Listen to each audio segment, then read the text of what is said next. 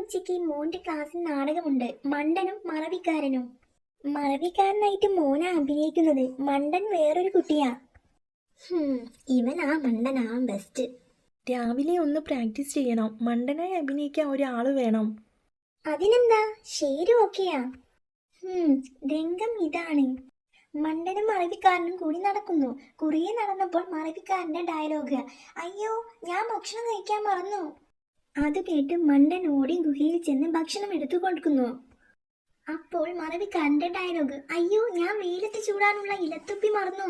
അങ്ങനെ മണ്ടൻ ഗുഹയിലേക്ക് ഓടി ഇലത്തുപ്പി എടുത്തു കൊടുക്കുന്നു. ഇതാണ് രംഗം. ഇത് ആദ്യം പ്രാക്ടീസ് ചെയ്യേ. ആദ്യം നടക്കണം. അയ്യോ നടന്നത് മതി, ഇനി ഡയലോഗ് പറ. പറയുന്നുണ്ട്. തൊപ്പി വേണം. തൊപ്പിയോ? ആദ്യം ഭക്ഷണമാ ചോദിക്കേണ്ടത്. പക്ഷേ തൊപ്പി മറന്ന ഡയലോഗാ മറവിക്കാരൻ മോൻ ആദ്യം പറഞ്ഞത്. അവനോട് ഡയലോഗ് കറക്റ്റായിട്ട് പറയാൻ പറ. ഭക്ഷണം വേണം. ആഹാ, ഇപ്പം കറക്റ്റ്. ഭക്ഷണം വേണം. പിന്നെയും തെറ്റിച്ചു. ഇനി തൊപ്പിയാ ചോദിക്കേണ്ടത്. അത് ഭക്ഷണ ഡയലോഗ് പലതവണ പറഞ്ഞു പഠിക്കാനാണെന്ന് പറഞ്ഞു. ഓ, പ്രാക്ടീസ് ആണോ? എങ്കിൽ തരാ. ഭക്ഷണം വേണം. ഇതിപ്പോ 8 തവണയായി. ഇനി തൊപ്പിയുടെ ഡയലോഗ് പറയാൻ പറ. മരുന്ന് വേണം. മരുന്നോ? തൊപ്പിയാ ചോദിക്കേണ്ടത്.